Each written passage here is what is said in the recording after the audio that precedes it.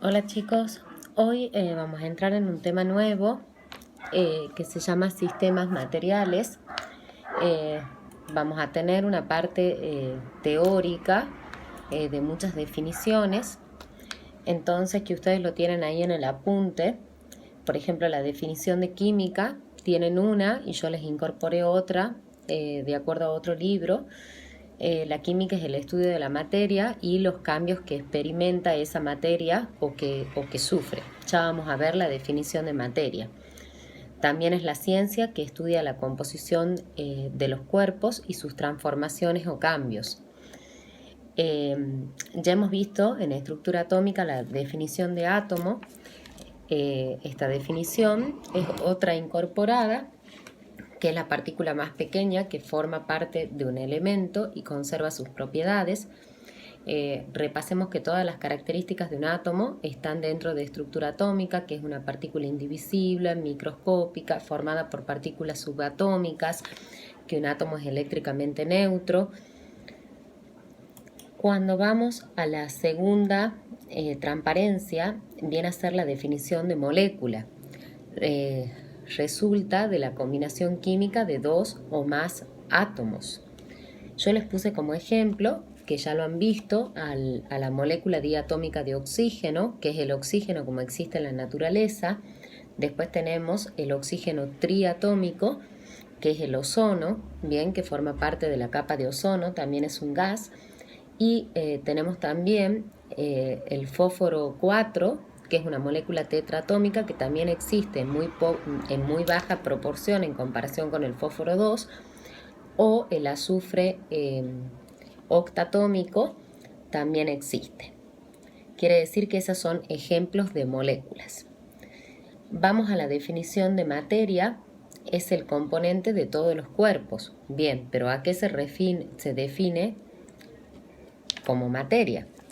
Es cualquier cosa que va a ocupar un espacio y que tiene masa. Se puede ver o no se puede ver. Si se puede ver, por ejemplo, puede ser un vaso, una lapicera, una silla, un termo. Cualquier ejemplo que ustedes quieran es una materia. Y que no podemos ver o tocar, un ejemplo sería el aire. ¿Qué es un sistema material? Es una porción del universo, o sea, una materia, que puede ser real o imaginario, que se aísla para poder estudiarlo. Hay tres tipos de sistemas. Yo ahí les puse la definición de sistema abierto, cerrado y aislado.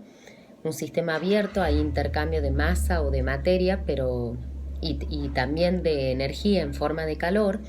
Y para poder representar un sistema abierto hice un recipiente donde coloqué agua hasta un determinado volumen, pero lo dejé abierto a ese recipiente.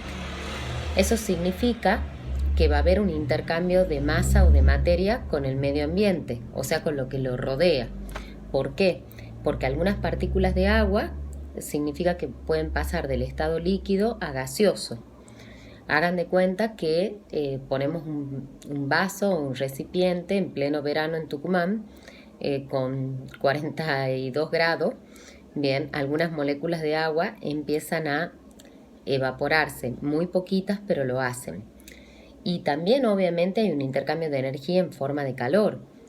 Esa cantidad de agua, al estar expuesta a una temperatura muy elevada, se empieza a calentar. Hagan de cuenta que el material del cual está hecho ese recipiente es vidrio, y el vidrio permite un intercambio de energía en forma de calor. El ejemplo de un sistema aislado, no va a haber intercambio de masa, pero sí de energía. Si nos basamos en el mismo recipiente, ¿qué hacemos? Colocamos una tapa. Bien, vamos al mismo ejemplo. Si empieza algunas moléculas de agua a pasar del estado líquido a vapor, bien, van a chocar con esa tapa del recipiente y van a estar siempre adentro, o sea que no hay un intercambio con el medio ambiente. Y el intercambio de energía se sigue produciendo. En el caso de un sistema aislado no va a haber ni intercambio ni de materia ni de energía. Hagamos de cuenta que le ponemos al recipiente la tapa, pero a su vez le colocamos un material aislante que impide el intercambio de energía. Un ejemplo muy cotidiano es el termo, ¿bien? O también las fraperas, esas de Tergopol. Cuando hace mucho calor y te sentas en un bar a tomar una cervecita, te ponen esa fraperita de Tergopol. O otro ejemplo sería cuando se pone esa frapera en los champán, ese también sería.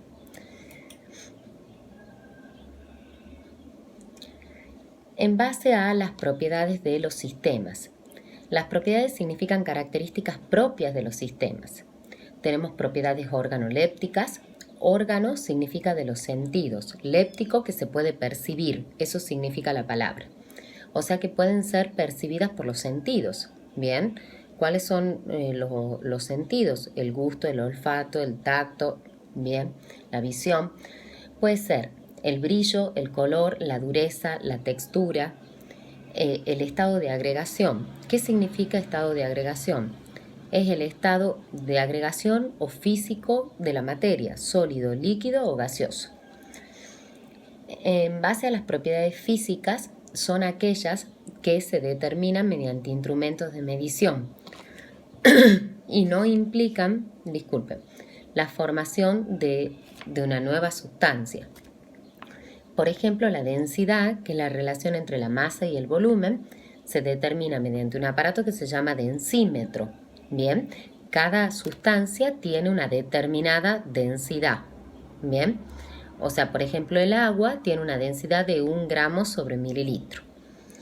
La temperatura, donde hay 3 escalas, el grado centígrado, el grado Fahrenheit y el grado Celsius, ahí les puse un intercambio, o sea, cómo se hace para sacar los grados Kelvin a partir de los grados centígrados, 273 más los grados Celsius o centígrados, que es lo mismo. Bien, se mide ¿con qué? Con el termómetro. La presión se mide con el barómetro. Ahí les puse algunas unidades, como ser atmósfera, milímetros de mercurio, bar, milibar, pascales, kilopascales.